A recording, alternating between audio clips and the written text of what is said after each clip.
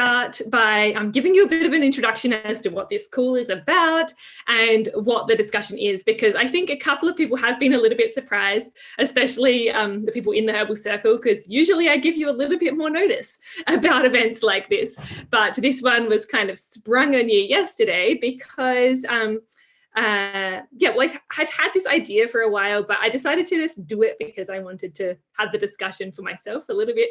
And here's a topic that I'm interested in. But so the aim of this session is really to open up a space and talk a little bit about the summer solstice and what that means to each of us, and how we can think about creating different sorts of events to do or themed around the summer solstice that can really tie into your business. And to be completely upfront with you, I've got two big reasons for doing this call today. Like, the first one is just really to help you in how you can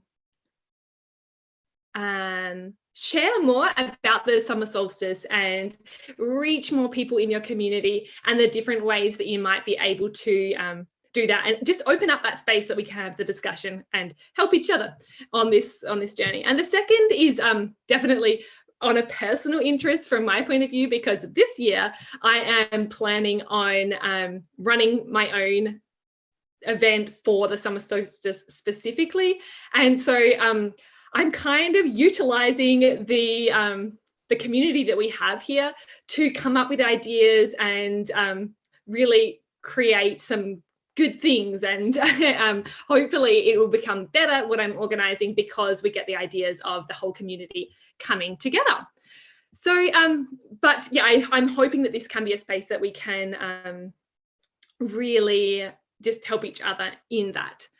But and to give a little bit of an introduction, I'll tell you more about that at the end. But so on this call as well, I'll start from there, just so you know why I'm organizing this call. So I'm organizing this event, so it's a retreat from the 19th to the 25th of June in the mountains in Italy. And I'm pretty excited about it, but I have lots of ideas around what can go inside it and how to do that. So I wanted to first of all put it to the group as far as has anyone here already attended some form of solstice event, and what was it that you liked about it? So has anyone attended one? I'm just curious to know, first of all. So if you have, put up your hand. And so yes, Christine's saying yes, and Heather's saying yes. I also have. So perhaps I'm going to tell, I'm going to share a little bit about what I've experienced in the summer solstice first, and then I'll ask other people what they have as well. So the town where I live in Italy, it's called Orsina, and it's quite a famous town in Italy because there is an author who retired here, and that author, his son and his family are continuing to live here. And in particular, the son of this famous man is very interested in the solar cycles and just that way of life. And he has organized for several years now a huge event for the solstice in the town where I live. And it's it's a really cool area. Like, it's in this is also in the mountains, but it's like a camping place, and it's just for one night on the solstice where everyone comes together, we share a meal around the campfire. And that's actually a big part about the event, because fire is also a very big part of the way that they run their solstice event, in that it's like the ceremony of starting the fire. So they do it without matches, and they create the fire because there's this there's this other person who lives in our town that really, really enjoys that process. And also the one I was telling you about before, he kind of keeps a fire going all year round continuously. It's one of the beliefs that he has in his family. They just have a fire going all the time. And but it's a big part of that solstice thing is the fire, and then just they eat in the meal around the fire, and then there's celebration, music, dancing, and basically just all night as long as you want to, because the night's kind of short on the solstice, and it goes until the morning. And that's people do bring tents, but not too much sleeping tends to happen unless there are kids. But yeah, that's and so that was like my first experience of a solstice event, was when I attended that the first year I came to live in this town. So that was back in 2015, and I've attended, I don't know, probably about half of them since then here, because I've been in other places sometimes too. But it's been an interesting energy, and it's definitely been, I've appreciated the summer solstice more and more because of that event. And I, to be honest, like several years before that, I didn't even know what the summer solstice was. Like I didn't really, like as a child, I never really noticed the rhythms. And so that's something that I would like to get out there into the community as well, like having everyone be aware of these rhythms, which is why a discussion like this is kind of important, because if we're all creating this sort of thing, it's useful. But rather than just me talking, I would like to open it up. So other people who have attended summer solstice events in the past, what sort of things did you notice, or what did you like about those events? So Heather or Christine, would you like to share? Sure, I can go first, or Christine, if you want to, go ahead. Go for it, Heather. You can start. Okay, so I'm in Canada, Eastern Canada, in New Brunswick. And our summer solstice, it's similar to what you have done. I think the sort of the soul of it is the culture piece, right? It's all about, and for us specifically here, we've done it a couple of years, so it's something that, and I will do my own sort of event with my new company, Explore Nature's Bounty, for summer solstice. But I think that it's more educating people here, just like what you said, Yolanda. There are certain people that know what the different, solstice and equinox and so on are, and how important the sun, moon, the stars, and all those things from the creator are to us, and our growing season, and the plants, and all the things that we want to connect with people and so on. So I think for me anyway, personally, being an educator and, wanting to do that connection piece to nature was what drew me to a summer solstice activity. So I'm excited to see that you're doing something for a whole week. I think that's incredible. I wish I was closer, but I'm a little far away. But basically ours was about culture, but it was more on the education piece, looking at the four pieces of the puzzle: the sun, the moon, the earth, water, fire, and what those things can mean. And then basically my piece was the connection piece. So really taking people out into the forest environment. And we did a couple of different environments. And when I say environment, I mean like maybe habitat or something like that, so they can see the differences from one habitat, whether it's a forested habitat or a wetland habitat, whatever, and just do a kind of a deep dive into what's around you, the plants. And of course, my expertise is edible and medicinal plants. So that was the spin I put on it. Then when we got to the end, we were by a very, very big lake. And there was a girl there that took everyone into some yoga for 15, 20 minutes, and just sort of that spiritual listening, and I identified the birds that were there, and, there was spring peepers were still peeping, and all those sorts of things. So basically we were connecting people. And again, my role was to their senses, right? So think about that. Also their four senses, get them to, and again, where we did ours was in sort of a natural park, a national park, but we had a lot of city people there. So think about that. I don't know how big your city is, but city people don't know how to slow down, just listen, just be in the place, be in the space. And I think that was probably, and I won't take up time because I know somebody else wants to speak, but the big thing for a lot of the city people were, oh my Lord, I can't believe how I feel like free. I feel like there was like this sense of something came over me, and now I'm aware of what's around me. And they really took that as, something that they could take on into their daily lives. So I think if you're starting something like that for a week-long thing, I think that's incredible. Ours is just, a day event with different stations that people can go to depending on their interest. But I think this year what we'll see is that because people did not know what to expect, and we probably still have 3 or 4 years to go to educate people on the value of the solstice and the equinox that happen every year. I think that's a big piece of what I guess my goal and what my passion will be to assist in the project. So no, I'm excited to see, and I'm excited to see what Christine has done. And for those of you that haven't been to one, you definitely need to partake in one, because it's like Soul Sisters, and I mean this was men and women both, but it's just this feeling of connection that we all felt. And I will tell you this, around that lake, I got everyone to hold hands after she had done her yoga. And it was like another connection piece that people felt, oh my Lord, I don't know you, but and this was again pre-COVID, I'm going to hold your hand. And somehow they felt like maybe the knowledge from some of us was transferred to them. I know it sounds maybe hokey, but anyway, it is what it is. I'll leave it at that. Great, thank you for that. There was lots of good points. A lot of the those feelings that you were talking about, just like because there's a contrast between our normal daily lives that are not very well aligned with the sun and the equinoxes and the solstices.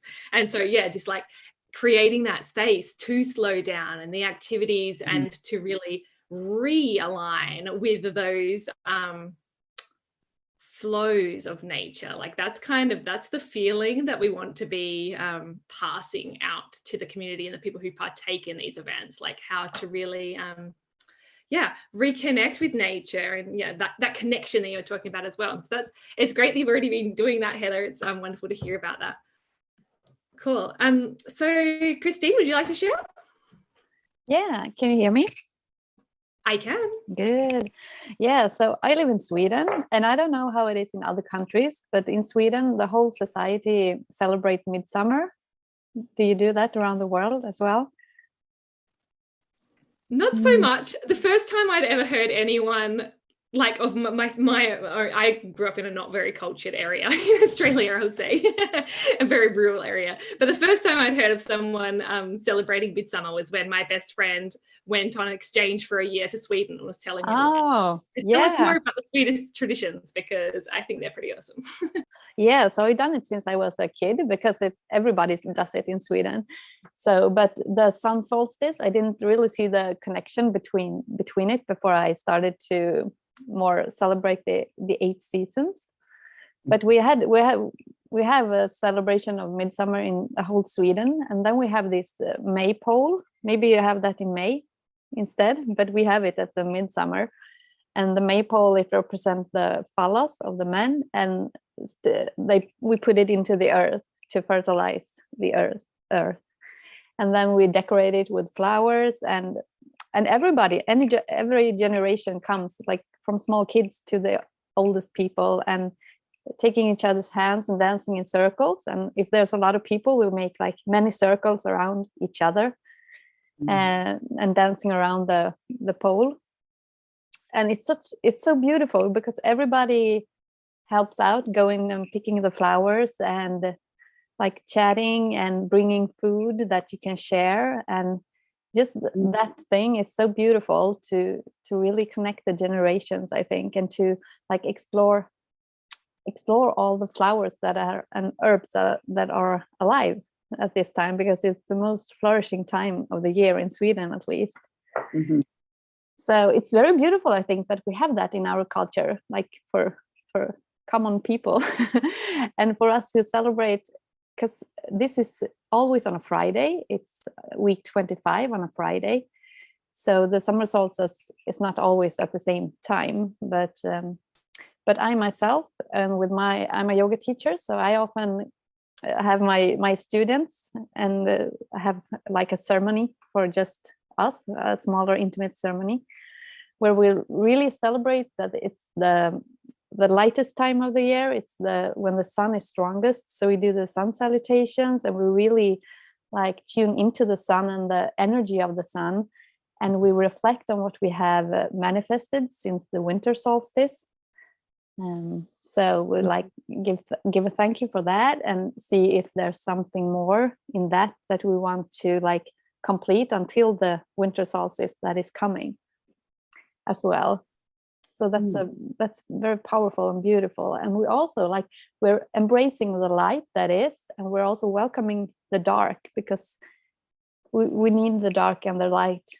We need just like the night and day. So we're like thanking the sun for the energy that is, and we're also like welcoming in the darker time that is coming with after the sun solstice. That is the lightest day of the year. So we're tuning into the darker. It's like very smooth, but we're still welcoming it, and like the creative power within us women, the womb, that is a dark space from where seeds can really grow. So we set intentions for the time until winter solstice, when we gather again. And there's a lot of things you can do. We also an old tradition, a very old tradition in Sweden, is for women to go out naked in the morning on the summer solstice and roll around on a meadow, so you get the morning dew on your body, because that's the most like replenishing. Do you say that? Yeah, the most invigorating thing you can do as a woman to really like fuel up your power and your energy. So if you have a space where you feel like you can go out naked and roll around in the flowers and the morning dew, that it's beautiful to do as well. So yeah, and we pick 7. yeah, there's a lot of things, but I think this maypole and the dance and gathering generations is very, very beautiful. And also, like you said, Yolanda, we're also lighting a fire and throwing in different herbs. And then if someone is sick, they can go through the smoke and feel that they get the medicine from the herbs as well. Oh, that's really interesting. Yeah. Because I hadn't thought about putting herbs into the fire and the smoke and that process, because like my community's not so much into that. But you gave some cool ideas. Even if people aren't attending events, you can still like go and roll in a meadow naked. That option's always available. But yeah, so it's that's pretty exciting. Cool. I didn't check the comments before, so that's so beautiful. I can try the naked roll in the meadow behind my house. Wonderful. I think, and there's so many ideas there, and I think my friend, when she was in Sweden, she didn't roll in a meadow, but I think they went into like a freezing cold lake. But I think that was in the winter solstice, in the freezing cold lake. Called a polar dip. Yeah. Polar dip out here. Yeah, we do that. Yeah. Exactly. Well, that's also something we do at the summer solstice. Like, we're having a fire, and often down by the lake, because it's like, I think it's also about balancing the masculine and the feminine. I mean, it's very much masculine with the light then, so we also take a cold bath in the lake to like balance all the light and all the warmth.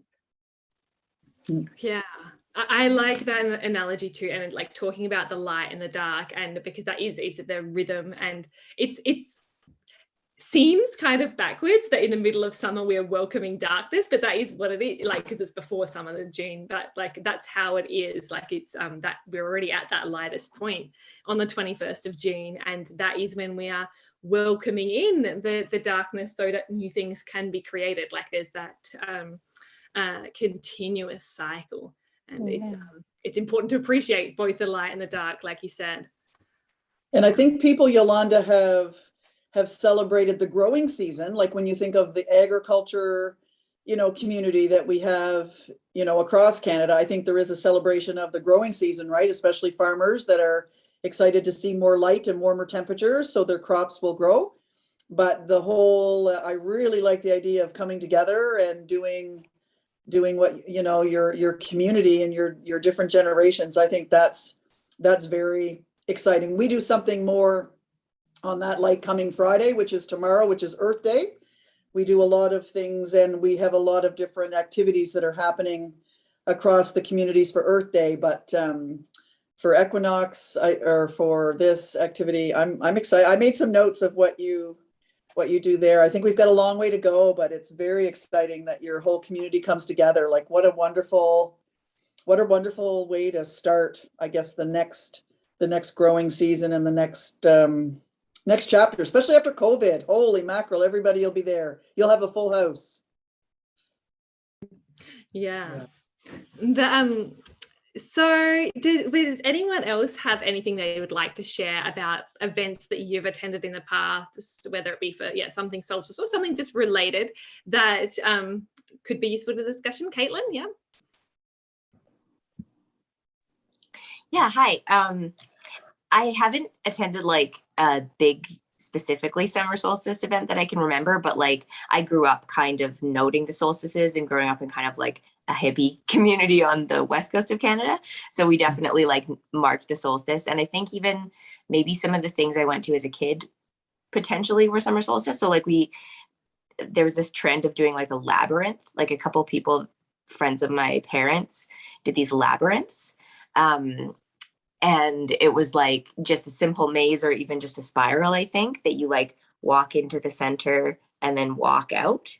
And that was a thing for a while. So I can see that being kind of like a cool ritual that way. And we've definitely had like solstice parties. So I got married on the summer solstice. And then we often have like a winter solstice party.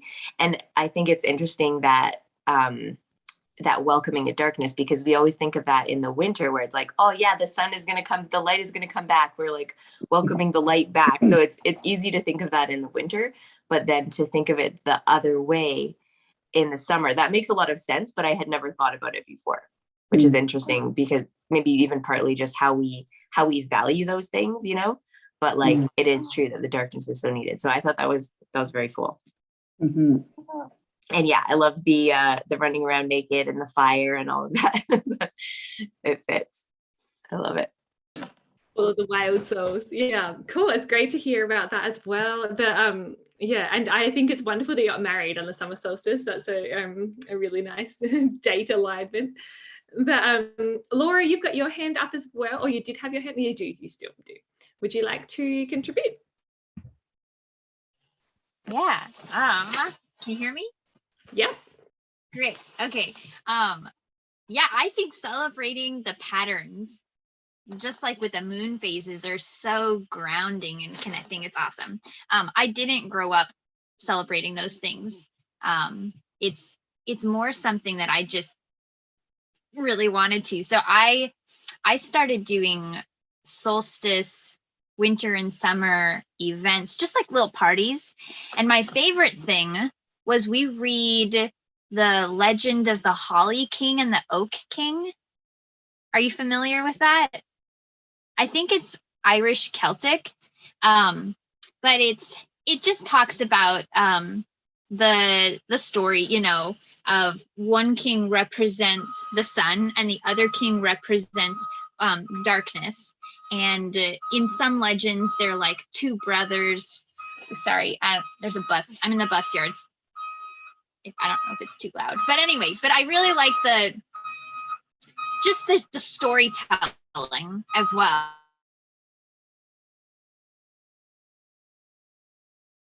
Uh-oh, she's frozen on my end. Has she frozen on other people's end? Just on an off note, Laura is a bus driver. She was attending the VIP sessions on the conference. And so she attended all the VIP lunch hours from her bus. So I think it's awesome. But I think it cut out for a moment there, Laura. But you can continue.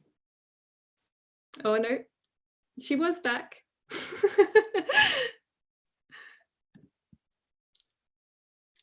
Nope, I think she's cut out again. That's okay. We'll see if she comes back in a moment. Oh, she's coming. Oh, am I back? Yeah, I think you're back. Okay, cool. Yeah, it froze for a bit. So you're telling us about the Holly King and the Irish Celtic and those traditions, but we kind of got halfway. Because I'm part Irish and Scottish, and so I really relate with those traditions. but yeah, just the storytelling and sharing of legends. And I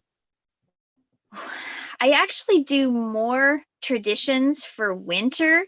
Like I invite people over and I get a bunch of candles from thrift stores and we carve and decorate them with whatever glitter and paint. And then we sit in a circle and light them and then read the story and share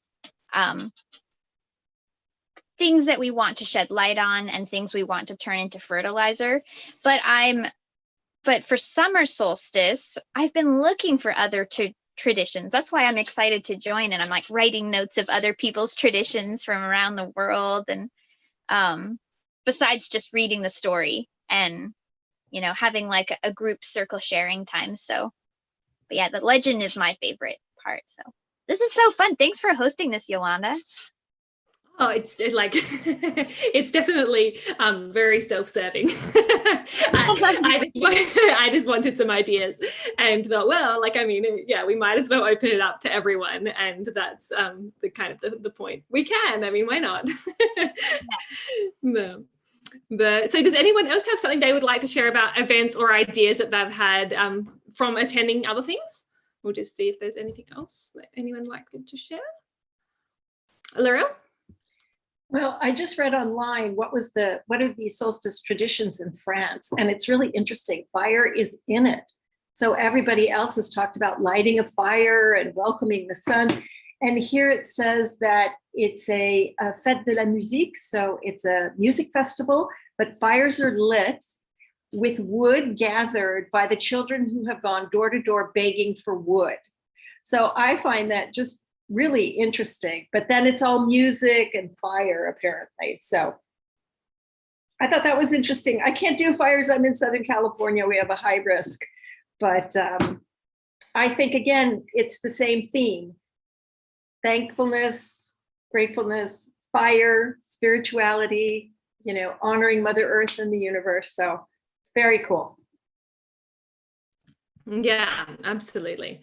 I think fire is a big one, but it's hard depending where you are. That's it's like where I grew up in Australia, you would not even think of that, and that's the same in California. You just do not want to play with fire at all in the summer. It's no way. But that depends where you are. That's definitely a difference. So unless anyone else has events that they would like, experiences they would like to share from the past, we can start talking about like future ones as well. So like what sort of things we might be planning. So just for me to get a bit of an idea as to whether people are here for like just pure interest purposes, or you are actually planning on attending or hosting an event. Can you let me know in the chat kind of where you're at? Like, are you planning on creating some sort of event for the solstice? Would you like to attend an event for the solstice, or are you just here because you want to find out more about it and you enjoy discussions like this? So I just want to get an idea. So Tisha's saying I'd love to host an event, and also just as ideas as well, like you could also be planning other things for the solstice, like as far as it doesn't necessarily have to be a celebration event. It might be like some sort of educational like workshop or something, or you might even have like a sale or something like that to do with the solstice if you have a product business. So it could be anything depending on who's on the call and what you want to do with it. But so Tish wants to host an event, hosting an event. Emily doing a plant walk and want to make it extra special with some more solstice-y additions. That's a good point, Emily, about the because I've been reading up especially about like plants and specific herbs that are associated with the solstice. So plants like calendula, for example, is more connected to the solstice, and there are some that are and some that aren't, or but it's interesting reading about that. So doing some sort of plant walk and accentuating those, or doing a solstice themed plant walk could be really interesting. So Danielle is here to listen to ideas. Corey's interested in hearing everyone's ideas. Laura hosts smaller events with just friends for now, but I'd love to host larger events eventually. Caitlin wants to host at least a fun workshop and getting inspired to collaborate on an event. And EJ is interested, for myself, living in a beautiful rural area. Cool. All right, so there's a bit of a mix of people who would like interested in attending and wanting to host an event. So I am going to, so I'm going to tell you a little bit now about why I'm deciding to create my event this year, because I think it's a good moment to. So basically, my husband and I are about to like experience this huge change in our lives of like, and the whole family really, because we are completely moving regions in Italy to take on a new venture. So, and it did happen very much of a strange cascade of events, I guess, because it was actually last year my husband put in a tender a bid to rent out a refuge in the mountains, which is in the north of Italy. And this was in like January last year, but anyway, he didn't get the tender. Someone else bidded more than him, and they won, and they took the refuge. But they weren't very prepared, and they actually, after a year, decided that they didn't want to do it. And so this year, my husband got a call and said, like, you were number 2. Would you like to take over this refuge? And so a refuge, again, I had never heard of a refuge living in Australia. I think it's more of a common thing in places where there are mountains. It's probably because I didn't grow up in a mountainous area. But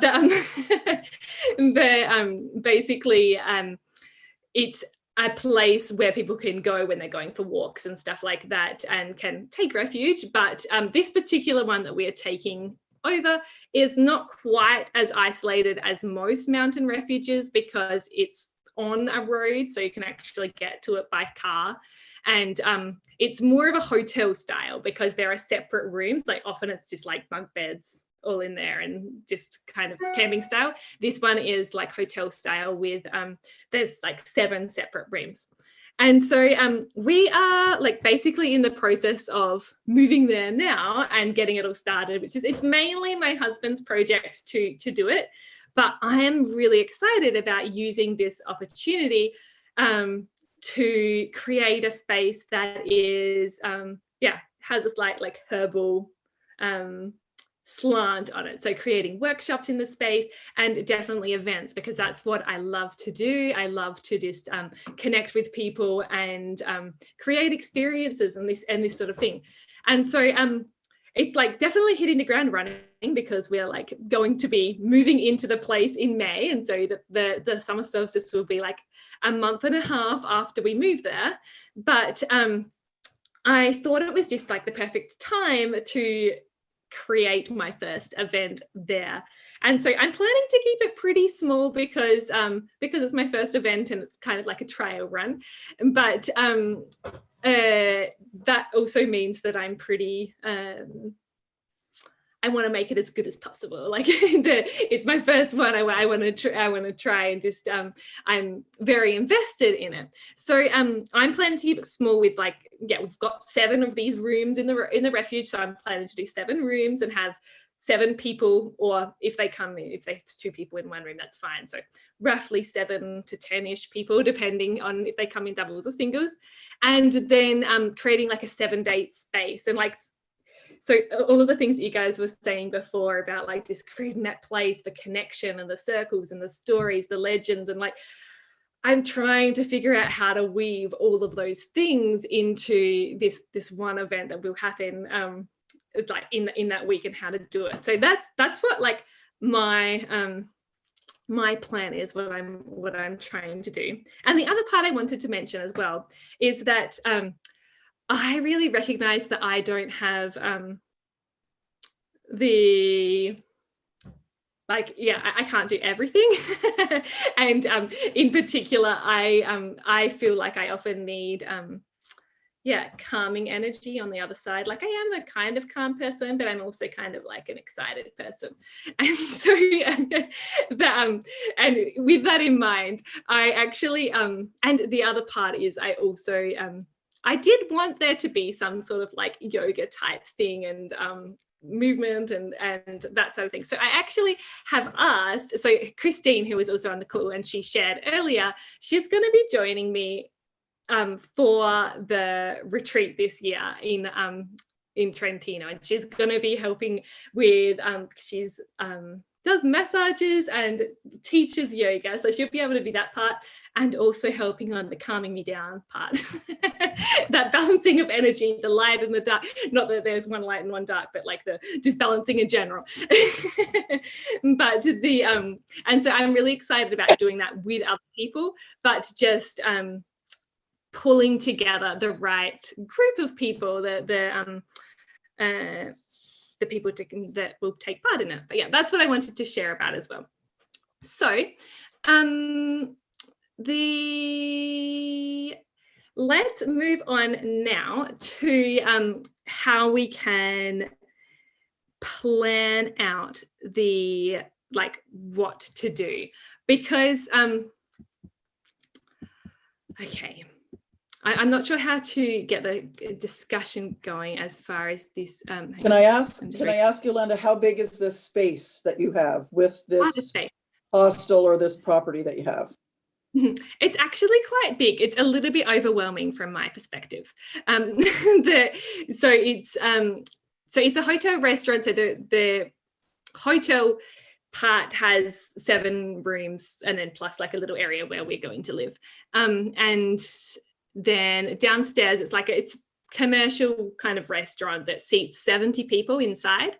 And then there's an outside area as well that, to be honest, is not as nice, the actual just around yet, because we've got to make it nice, the actual garden part. But beyond that, it's I haven't even told you about that. The area is absolutely amazing.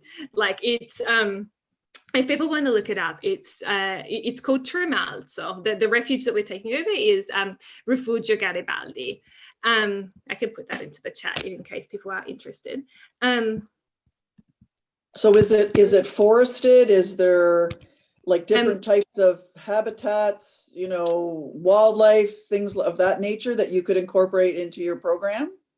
So yes, there is it's actually a region that is very known for the herbal growth. So it's for botanists, people who study botany go there specifically to study the plants, because there are quite a few species that only grow there.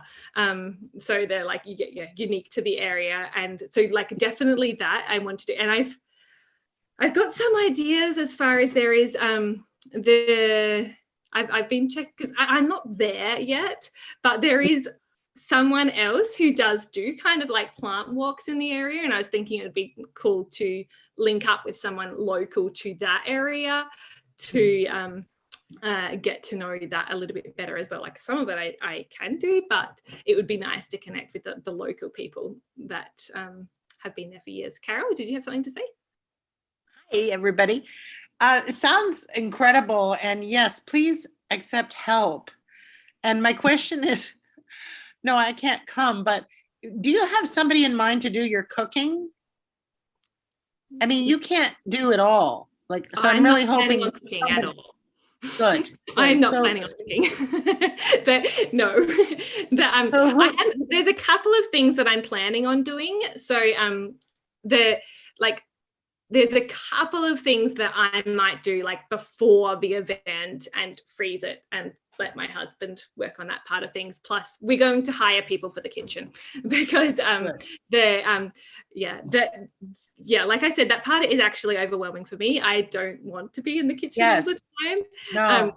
And I've kind of set my boundary there that I'm happy to welcome people and be the host, but I don't want to be in the kitchen all the time. No, I'm really hoping that, of course, you've thought of it, because I'm sure you've thought of millions of details, but it would be really helpful if you could play the host part, of course, and there'll be enough going on just with that, I'm sure. Mm-hmm. That's great. Yeah, absolutely. That's and that's exactly what I'm thinking. The only part that I would be doing in the kitchen is that one of the days I specifically want to do a herbal pasta making workshop. And so that's Yes. specifically getting people involved in doing that. And I would be doing that because I actually love doing that anyway. That's like one of the things I love doing. So, but not most of the time, no. Just because that's, what's that? Yeah, too much. So it was 2005. I went on one of Rosemary Gladstar's trips, Herb Lover's Journey, she called them. And we were just outside Siena in a place. We did move around during the 12 days of that trip, but in this one period of time, it was, I think, 5 or 6 nights at this one spot.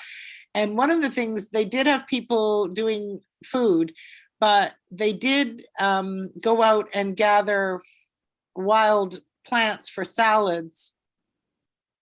Or we did as a group, or sometimes just off on our own with a basket each and collecting. And that, of course, makes a difference if you know what you're collecting.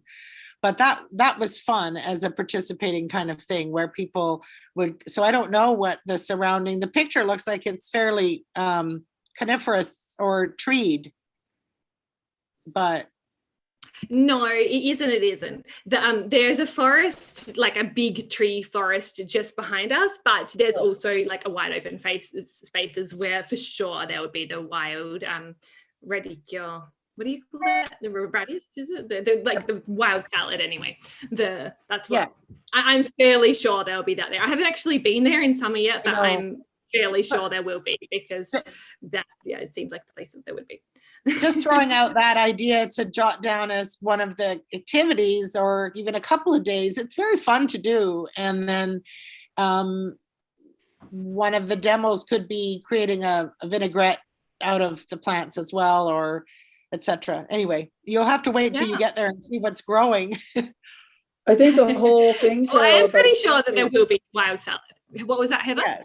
I think that you need, like, once you get there and get settled, I mean, you're doing this really quickly on your move and whatever, but for like a future year, people like to be connected to the place and the space. So having those trees there, and again, like you tell, I'm a tree lover, but I would talk about the trees and what the trees provide. And are there species of certain things that grow under those trees that you could use, in your cookings or in your trainings or whatever, but definitely partner. If anything that I've learned, Yolanda, is, you can be a specialist or an expert in so many things, but bring in your other people because you know what, they're passionate about what they do. So let them be passionate with you, right? Don't do it all on your own. And again, that sends a message that, you don't have to know it all. You can know your piece, but having others, that collaboration and that building of relationships is what it'll make your business strong. I just want to confirm what Heather says. When it's a group of people who come together to make something happen, it's a lot stronger than one person running around like a chicken with its head cut off, as they say here. But what I did want to ask is if you had a theme. And I think themes sometimes are what attract people. So Heather, you have these walks in the forest and you're showing plants and you have this theme of walking and with nature. So the question, Yolanda, would be, what is your theme? And it has to be kind of like a target market. You have to identify what that theme is that will attract the kind of people that you want to this particular solstice retreat. So you can say solstice, definitely, but I would add a little something. I think with the herbal entrepreneur, your theme is very, very clear. Your mission is very clear. Helping all of us become, build our businesses and become successful entrepreneurs in the herbalist space. I think with the retreat, and you have a very large email list, and I would certainly advertise it to the list as you are with us, and have people say, look, if it can't be me, maybe it's you because you're in Switzerland and it's closer to Italy, or maybe you're in, it's Sweden and it's easier to fly out. But I know that a refugio oftentimes is a hut or a building that is on a walking path that people with their backpack takes, and they can spend the night in each of the different refugios along the path that they're going to go. And I think that's part of the attraction. I mean, it's exotic and different for some of us who've never been through a refugio. We call them hut to hut hiking here in Yosemite and in the Sierras, it's hut to hut. But I think the theme can really attract the kind of people that you want. And then you can build your itinerary around it. And I wouldn't fill that itinerary with everything that you think you want to offer. I would keep it simple, because people in a refugio, I think what Heather said is people from the city just want to slow down. And if you have them on this bicycle of going from one thing to another, you're not giving them the opportunity to let the forest heal them. There is something called forest bathing that's very popular in Japan, and it's come to the United States. And in fact, one forest closed its doors to forest bathing because they're worried about forest fires. And in fact, right now we have a forest fire in that particular area. But I think this idea of forest bathing is something that I love and I go do. And that's something you do alone. You don't do it as a group. You go and you say, look, if you sit in the forest, blah, blah, blah, blah, blah. Anywho, so I just wanted to make kind of bringing the theme to the forefront of the table and not stacking, not having something to do every minute of the day. That's just exhausting. Mm-hmm. Sort of like rest, relax, and rejuvenate in the forest setting. And something about it, I don't think exclusive is the right word, but I mean, you really have limited space. You really only want 5 people. If you're having Christine, is she one of the 7 bedrooms?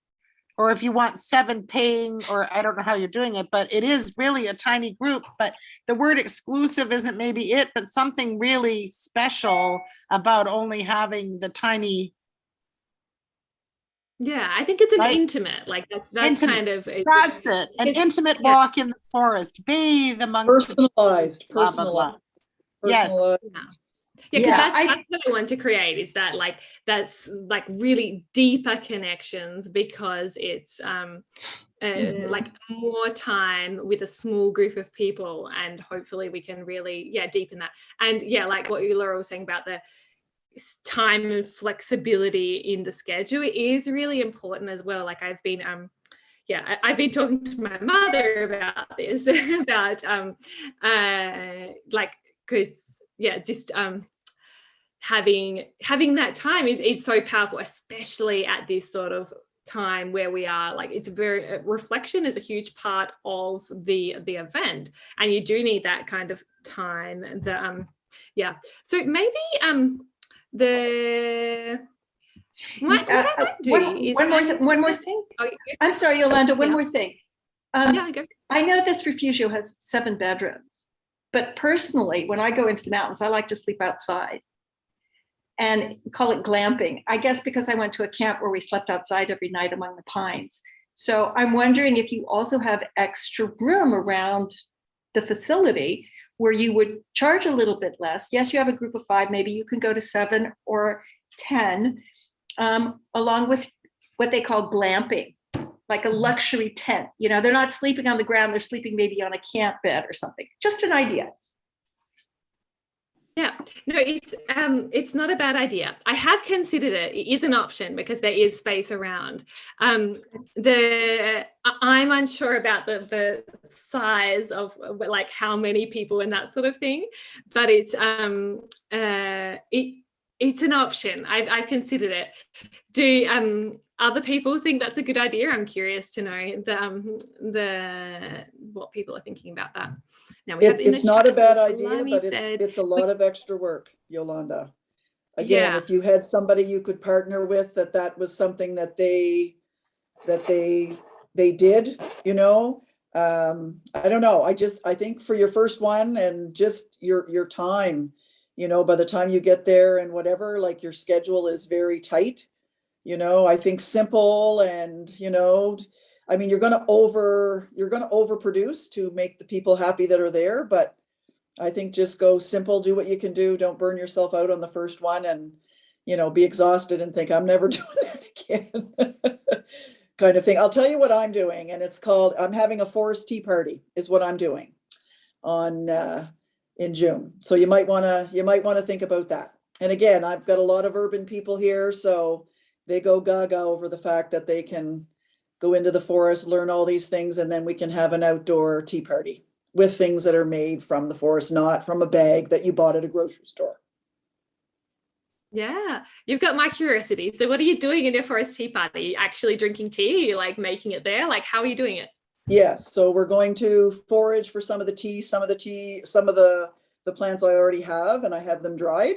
And then we will go to a site that has a fire pit, and we will actually make the tea, and they'll try the different teas, and I'll have different types of the jellies that I make, you know, the dandelion and the rose hip and all the different jellies, because we'll be already having some of those made, but then there'll be more to come. So it'll be kind of that, it's all about marketing. I've learned from my business coach that you dangle the carrot, because the next one is going to be a jelly and jam making workshop. So you want those people to enjoy the tea party and want to come to the next one and want to come to the next one. And it's all about, you know, and for me personally, it's all about memories. I want to build on experiences and experience-based type of tourism, and then word of mouth for people to enjoy and want their friends to come and partake in something that is so cool when they talk to their neighbor and their neighbor thinks that all tea is bought in a grocery store or all jelly is bought in a grocery store.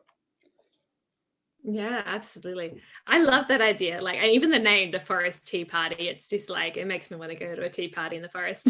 Like, I think that's perfect. I think that's really, really cool. Cool. Are you expecting a lot of people for that? Because you're using it as like the entry point to your business, I'm assuming, because you're dangling the carrot, as you say. Are you expecting a lot of people or smaller? Well, that it'll depend, you know, because it's one of those things that it'll be weather dependent, because of course it's outside and you want to be able to do so. I mean, we can plan it for a Saturday if we have to switch it to a Sunday, but the area that I'm going to, you know, we can have 40 or 50 people around the campfire. So it's a nice site. So it won't be restricted as some of the things that I do. You know, you have a maximum of 25 just because of the size of the kitchen and the place that you're going to make your products, but this is an open space. So yeah, I'll be able to have 45, 50 people to go to this. So it should be pretty good, hopefully, if the weather cooperates.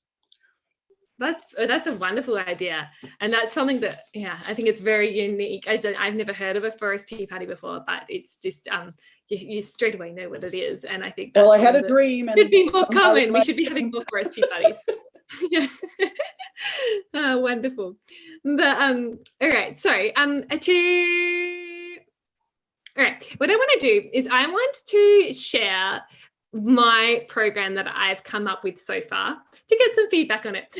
Like, just some ideas, and hopefully this could be ideas for other people. I don't mind if anyone else gets ideas from each other as well. Like, yeah, the forest tea party from Heather, that's I'm already thinking about how to incorporate that as well. But I want to share my screen quickly so I can just show you. So this is when I'm organizing the Summer Solstice retreat, but I mainly just wanted to show you the program, which is here. And so what I'm, so like the first day, the only thing that's really planned is the welcome dinner. But so what I'm doing for the welcome aperitivo is, at the moment, I'm putting together like a menu of drinks. So like mocktails and cocktails based on the liquors that I've made. So in the past, I've made elderflower liquors and nettle ones, and I've got all different ones actually, and rose hips and elderflower cordial as well, and different grape, like all different herbal drinks. And so I'm working on creating a menu of cocktails and mocktails that people can have, because working on the Italian theme of things, the aperitivo happens across Italy, where everyone sips on their little cocktail or mocktail while having snacks. And so that's the herbal themed aperitivo is what I wanted to go with there. And then the plant walk to start off with around the area. I wanted to start with that so that people can start to recognize what's growing right from the beginning, because if we incorporated stuff like Carol's idea of going to collect our salad for the lunch, for example, we could point out those plants on the plant walk at the beginning, and then the next day we could go in and get that, for example. And then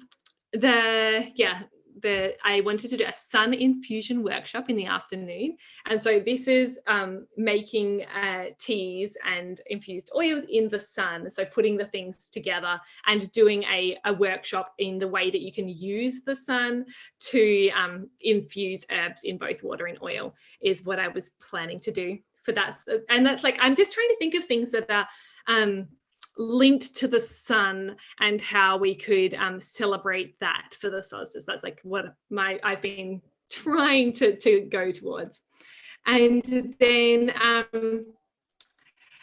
I wanted to start the solstice morning, so the Tuesday is the actual solstice, with waking up at the sunrise.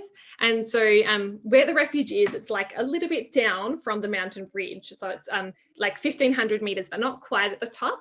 And so I was thinking it could be nice to, wake up in silence, because I feel like silence is like just so powerful when you have that time to think, but even more so when you're with other people, but in silence. And so the idea was just to wake up before the sun rises, walk up to the ridge and watch as the sun rises together without making any sounds. So just listening to the birds and whatever other sounds there are apart from what we make, hopefully. And then, coming back for breakfast and then celebrating the solstice by decorating the area with all of the flowers, whatever we can find. And that's just where hopefully our creativity can come in and just like decorate the place, create the altar, the pole, the dancing, the music, all of this stuff just coming together and celebrating. That's what this part is really for. And then, I wasn't exactly sure what we would be how to guide reflection, because of for example, a reflection workshop that is best to do on your own. Maybe it might be as like a quick introduction and then like a handout or something to spend time going for your own walk, forest bathing, like what Laurel was talking about, or something like that. And then a dinner party and music and dancing on the solstice night as well, because that's like the main that night there. Then we have so Wednesday is when I wanted to be making the pasta, and so we would be making different, like, I haven't entirely decided which pasta we're going to be making yet, because I have quite a few different favorites, but most likely something with nettle, because I do like nettle, whether it's in the dough or inside little packages. And we'll probably do a couple of different types and put them together there. I actually ran a pasta making class a while ago in Australia, and again did it with nettle, and that was quite fun. And I'm looking forward to doing that again. And then in the afternoon, I wanted to do a herb tasting and formulation workshop. And so this is, again, I've done something similar to this before, where it's tasting simple herbs. And so like infusing them, this would be water primarily, but tasting the single teas and experiencing what they are. And once again, this would be focused on those plants that are more associated with the solstice. So, and those warming herbs, and tasting them on their own and experiencing them, so sharing what feelings we get from each of those, and then how we feel when we mix them together as well. So just a workshop around like formulating and mixing the different herbs that we work with there, and experiencing that. And then on Thursday, just like a big hike, because the area is absolutely wonderful to hike. And so going for a walk and packing our lunch so we can just spend all day out in the mountain, and just doing something a little bit more bit more physical. And so that will be more hiking the mountains on the Thursday. And then on Friday, I was planning on doing a natural art workshop. So this is like using like leaves and flowers to make colors and draw pictures on a canvas, and that sort of thing. And also some dried flowers that I will already have prepared to make with that as well. So just like creating visually something based on that as well is what I wanted to do with that. And then looking at herbal bitters as well, or possibly wine. I haven't quite decided that yet, but similar to the tea would be tasting that and working out the different flavors and things like that. And then that's basically it. So you can see like there's not a lot of workshops. There's quite a bit of time for thinking and reflecting, and that's what I want to go for. But it is yeah, like the key is really around community and connection, and just having the other people there with you going through that is what I wanted to create. But I'm curious about if people have any ideas of also what's not written in the program is the yoga and those part of things. Christine, would you like to share a little bit about what you are planning to contribute to the program? Yeah, absolutely. So I often host like yoga retreats, and when I saw your program and when you invited me to help you out with the retreat, I'm happy to be your support, but I also want to bring the yoga because I think it's such a great way to start the morning. So I want to offer morning yoga for the one who want to participate, to get your juices flowing in your body and make your joints soft. And so that's what I want to contribute with, and also some self massage that you can do, because I think it's good to go to a massage therapist. I really welcome the one who want to come and get a treatment, but also I often weave into my yoga sessions how you can give massage to yourself if you're like having stiff shoulders and back pain and stuff like that. So I want to contribute with that as well. Yeah, and also when I'm out on herbal walks with my clients, we often like just pause and do some breathing exercises and some meditations. So yeah, I will bring my wisdom and my knowledge. Yeah, exactly. I'm so thankful for that, and really just looking forward to able to do it together. I think is exciting for me.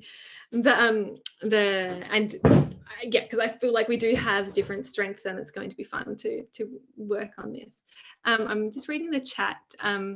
Maybe having circles for check-ins, activities, and everyone time, material, yarn, etc. Yeah, that's a really good point, Falami. The circles for check-ins. We were actually discussing this earlier today in forming smaller groups. So like it's a small group even as the already as the retreat, but just having having circles where you can connect on an even deeper level with people and to just share what you're thinking about as you go through the experience, like because it is such a different type of way of living when you're completely removed from the normal work and spending a week doing what you don't usually do.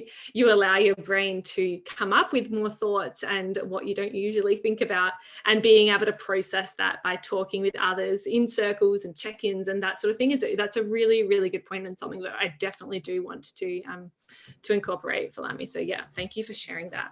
Yes, Yolanda, we did the material and everybody spoke, and then we're tying it, and then you can save it and you can make a loom. So we have someone in our sister circle. She's an artist. So she's going to take all the materials that we tie together and she's going to make it as a loom, because we're leaving it back, because what people would see if they came back 50 years later. So we're making different items. So we have someone that does scribing, someone that's taking pictures, so that we can have these different things that we can have over the years. So they'll remember you had this retreat back in 2022 or 2023, and you'll have it to move pretty much to move forward. And we opened up with singing. Everybody bring a different instrument. You might have a rain stick, a drum.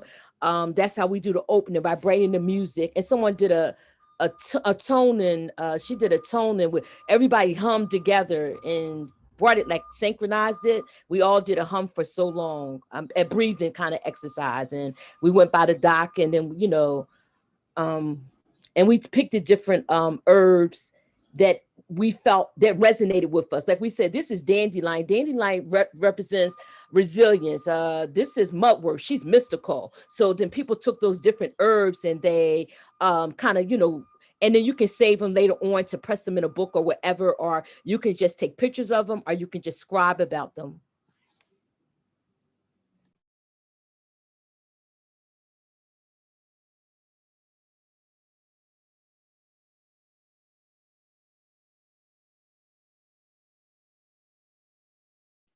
You're muted, You Yolanda. muted, yeah. Well, there you go.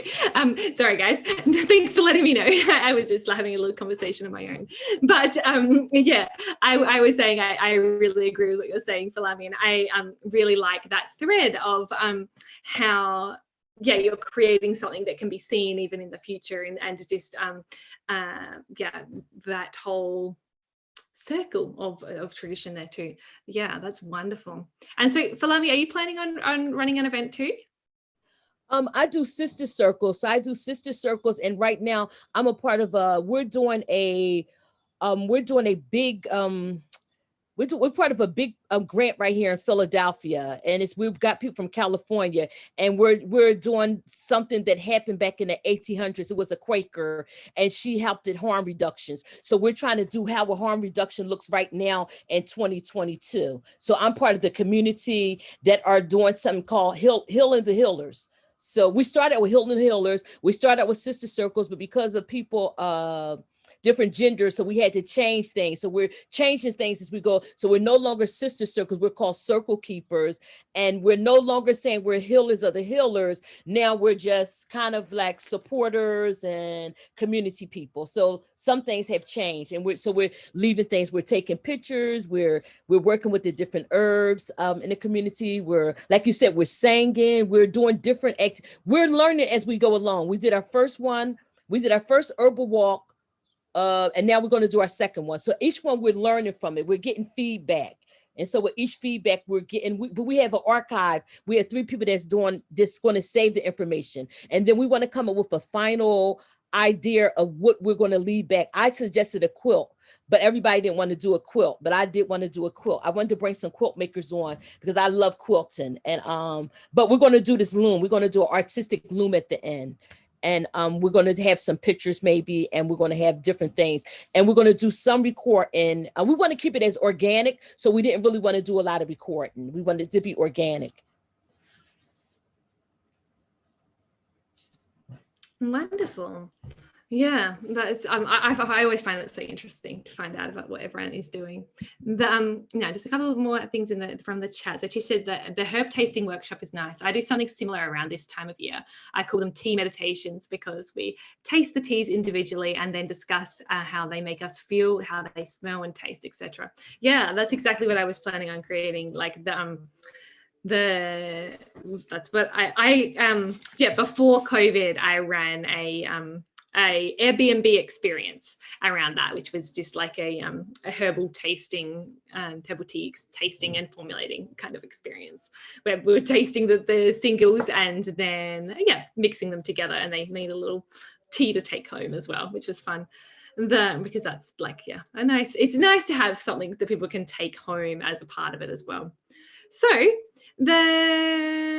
I think that for today, I think we have to wrap up now because we are at the end, and in terms of time, but so yeah, it's been wonderful to chat with you all today and just find out about what you're doing and get some ideas. I've been writing down notes the whole time of like different words of what people have been saying and just the type of experience I want to create and how to do this. Because I think it is so nice to share the process behind of how it's all going, and because we can share ideas and get what Heather shared about the forest tea party. It's just like a wonderful idea, and it sparks that inspiration in someone else who then creates and puts their own spin on it. And if we just continuously share in this way, it's just we can all create something more beautiful, which is what it's all about. So to wrap up, I did want to I know that logistically it's not right for everyone, but the way the retreat is going to work for the one that I'm organizing in Trentino in Italy is like I said, there's 7 rooms. they are, once they're gone, they're gone. And the idea is that, the people who are wanting to be part of this experience, I think that it's a pretty specific person who would want to be doing this and be part of this experience with us. So if you're interested and would like to attend and be part of the retreat with us at the Refugio, and to celebrate the summer solstice in this intimate community, please, you can send me an email. I do have the link. I'll put that in the chat as well. So this is the link with more information about the retreat and information to sign up as well. But I am really just looking forward to hosting this event, creating the space, and really making it something that is going to hopefully create big change in the lives of the people who turn up. So I just want to quickly finish reading the chat before I wrap up. So thrilled to see and hear such an inspiring group of healers come together and make magic happen. If anyone makes it, Vancouver Island, BC, Canada, reach out. The email address in the chat. I won't say it in case, because this is going live on YouTube as well. I'll take you on a herbal adventure through rivers, shorelines, and mountains here. That sounds wonderful, Terry. So if people, I'll just say the email just in case people are watching the replay. Her email is terrymunro@gmail.com.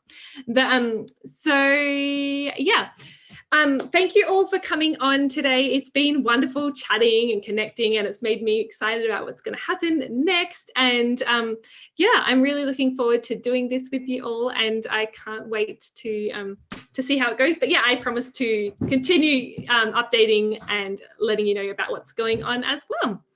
So thanks again for coming on today, and we will chat soon. Thank you. All right.